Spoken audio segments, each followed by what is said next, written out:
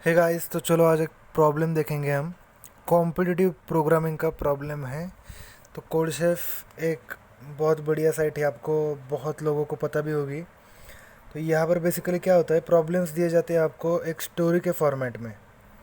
जो भी प्रॉब्लम्स होते हैं वो स्टोरी के फॉर्मेट में होते हैं, और उनके लिए उनका सोल्यूशन फाइंड करने के लिए किसी भी प्रॉब्लम का आपको कोड करना पड़ता है। तो कोड को आपको बहुत सारा लैंग्वेज दी जाएगी, कोटलिन तक, मतलब ऑलमोस्ट सभी लैंग्वेज में आप कोड कर सकते हैं। तो आपको क्या करना होता है, ये स्टोरी वाला जो वो प्रॉब्लम देंगे वो आपको कन्वर्ट करना होगा सिंपली एक मैथमेटिकल फॉर्म में, और उसके बाद में आपको वही जो मैथमेटिकल फॉर्म है उसका सॉल्यूशन निकालना है एक कोड लिख के।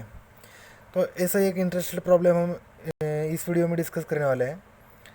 तो ये जो प्रॉब्लम था ना, ये बहुत ही इंटरेस्टिंग प्रॉब्लम था और बिगिनर्स लेवल प्रॉब्लम था। मतलब कोई भी बिगिनर है अगर कॉम्पिटिटिव प्रोग्रामिंग में, उसे बस सी लैंग्वेज आती है, बाकी कुछ भी नहीं आता है, तो भी वो इस प्रॉब्लम को सॉल्व कर सकता है।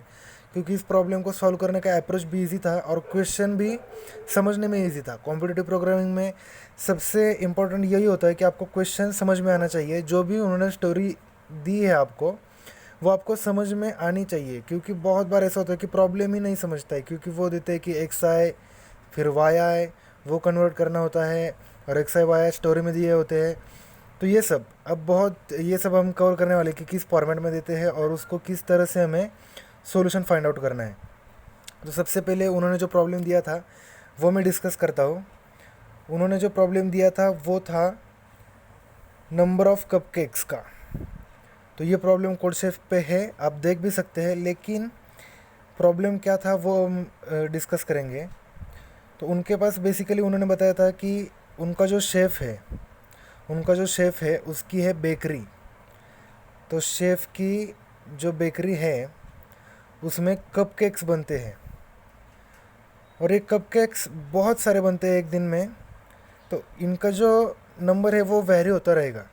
मतलब कभी 1000 बनेंगे, कभी 10,000 बन सकते हैं।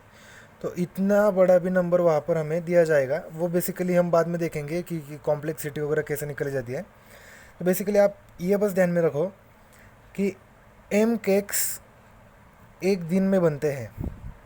नंबर ऑफ़ कप केक्स जो है वो एम से डिनोट किया था। तो ये जो एम है वो क्या डिनोट करता है, नंबर ऑफ़ कप केक्स। अभी जितने भी कप केक बनेंगे उनके आपको पैकेट्स में पैकेजिंग करनी पड़ेगी। तो ये जो 1 2 3 एन तक जो दिया है वो है आपके पैकेट्स। इन पैकेट्स में आपको कपकेक डालने हैं। तो कपकेक एक पैकेट में नंबर ऑफ़ कपकेक्स आप डाल सकते हैं। तो यहाँ पर जो था, आपको एक कंडीशन दी गई थी कि हर पैकेट में इक्वल कपकेक्स होने चाहिए। तो अब कोई भी सोचेगा ये तो इजी है, कपकेक्स अगर हमें 100 दिए हैं और 5 पैकेट्स में अगर उसकी पैकिंग करनी है तो हम वो 100/5 कर देंगे, डिवाइड कर देंगे तो वो आ जाएगा। लेकिन उसके बाद में उन्होंने कंडीशन रखी थी, अगर सभी पैकेट्स में केक इक्वल डालने के बाद कुछ केक बच जाते हैं, तो वो जितने भी केक रिमाइंडर आता है, मतलब वो रिमाइंडर रहेगा। अगर हम मैथमेटिकल टर्म में सोचे तो वो एक रिमाइंडर रहेगा। तो जितने भी केक हमारे बच जाते हैं वो केक शेफ़ को खाने पड़ते हैं। और शेफ़ को केक बहुत पसंद है। उनकी स्टोरी में जो कैरेक्टर बहुत बार कोड शेफ़ के रहता है वो रहता है शेफ़। और इस शेफ़ को ना वो केक बहुत ही प्यारे लगते हैं, खाने को पसंद है। तो वो इस तरह से इस पैकेट्स में केक भरता है कि जो नंबर ऑफ़ केक्स शेफ़ को मिलेंगे वो सबसे ज़्यादा होंगे। मतलब क्या है, उन्होंने एक एग्जांपल टेस्ट केस रहती है, मतलब वहाँ पर एक एग्जांपल वो बताते हैं सैंपल में किस तरीके से होगा। तो अब आपके अच्छे से समझ में आएगा। प्रॉब्लम अब तक भी समझ में नहीं आया है, तो अब समझ में आएगा कि करना क्या है बेसिकली। तो देखो, एम मतलब हमारा है नंबर ऑफ़ कप केक्स। तो ये है 12। और ये अगर 7, हम ये मान के चलते हैं कि हर पैकेट में हमने 7 केक डाले। कितने डाले, 7 केक डाले। तो क्या हो जाएगा, पहले पैकेट में जो 7 केक गए, तो वापस जो हम दूसरा पैकेट फिल करने जाएंगे तो वहाँ पर सिर्फ 6 केक्स बच जाएंगे जो कि 7 से इक्वल नहीं है। तो ये सारे केक जो है वो शेफ़ खा सकता है। समझ में आ रही है ये बात कि हर पैकेट में सेम केक होने चाहिए। अगर सेम नहीं बचते लास्ट वाले पैकेट में तो वो जो है वो शेफ़ खा सकता है। और शेफ़ को ज़्यादा से ज़्यादा केक खाने हैं क्योंकि वो उसे केक तो पसंद है। तो बात ये है कि हमको ये फाइंड आउट करना है कि हर पैकेट में कितने नंबर ऑफ़ केक्स डाले जिससे कि ज़्यादा से ज़्यादा केक रिमाइंडर बचने चाहिए। तो ये कैसे निकल सकते हैं, इसके लिए पहले हमें लॉजिक सोचना पड़ेगा और उसके बाद में सी, कोटलिन, जावा किसी भी लैंग्वेज में आप कोड कर सकते हैं। तो ये जो उन्होंने एग्जांपल दिया था उसमें आंसर उन्होंने दिया था 7। अगर हमारे पास 12 केक है तो 7 वो नंबर है कि ज़्यादा से ज़्यादा केक मतलब 6 नंबर ऑफ़ केक्स बच जाते हैं। तो ये कैसे होता है, तो देखो दोस्तों, सबसे पहले मैं आपको यहाँ पर समझा देता हूँ कि उन्होंने क्या है।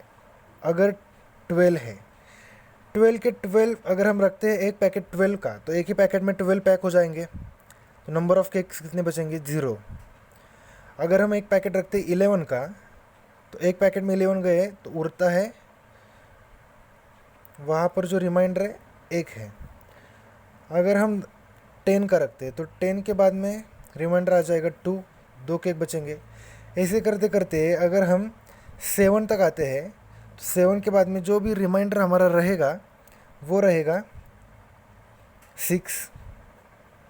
लेकिन अगर हम 7 के नीचे जाते हैं तो यहाँ तक तो रिमाइंडर हमारा इंक्रीज़ होता गया।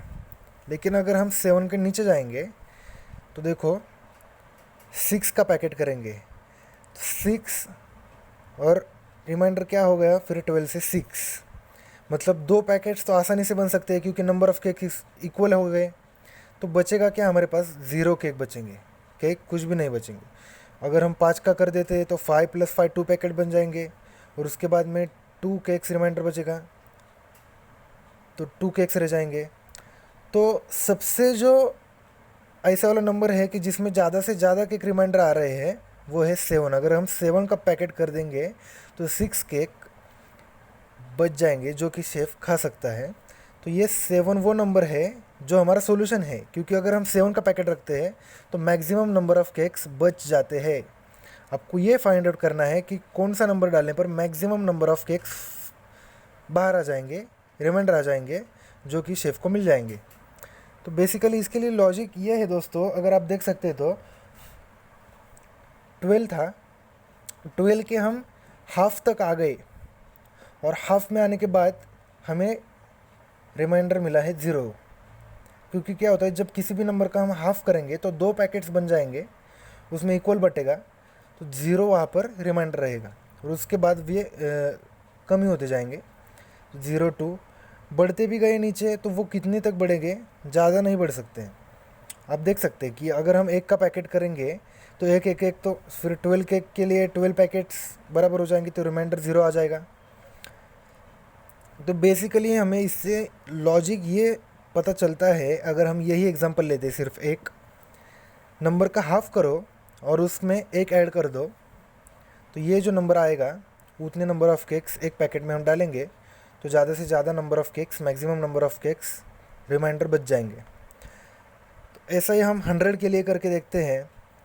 तो 50, 100 के लिए 50 और 50 के बाद में 50 के 2 पैकेट्स बन जाएंगे तो रिमाइंडर तो 0 आ जाएगा। लेकिन मैंने क्या बताया था, हाफ़ करने के बाद में एक ऐड करना है। तो 50 में हमने अगर एक ऐड कर दिया, 1 प्लस कर दिया तो 51 हो जाएगा और 49 केक्स जो रहेंगे वो शेफ़ को मिल जाएंगे। तो 51 वो नंबर है जो हमें चाहिए। तो सॉल्यूशन ये है, किसी भी नंबर को जो नंबर ऑफ़ केक्स है हमारे पास उसको 2 से डिवाइड करना है, मतलब उसको हाफ़ करना है और उसमें एक केक और ऐड करना है। तो जो रिमाइंडर बच जाएंगे वो सब शेफ़ को मिल जाएंगे क्योंकि वो इक्वल नहीं है। आई होप आपको क्वेश्चन समझ में आया होगा और उसके बाद में लॉजिक समझ में आया होगा। तो कोड कैसे करेंगे बेसिकली, अब यहाँ पे तो बहुत ही रफ वर्क हो गया है हमारा, लेकिन कॉम्पिटिटिव कोडिंग में ऐसा ही होता है। अगर आपको कोई भी प्रॉब्लम सॉल्व करना है तो पूरा का पूरा रफ वर्क करो, दिया हुआ प्रॉब्लम और सैम्पल प्रॉब्लम ये सब सॉल्व करके देखो, उसका लॉजिक जो आएगा वो कोड में इम्प्लीमेंट करने की कोशिश करो।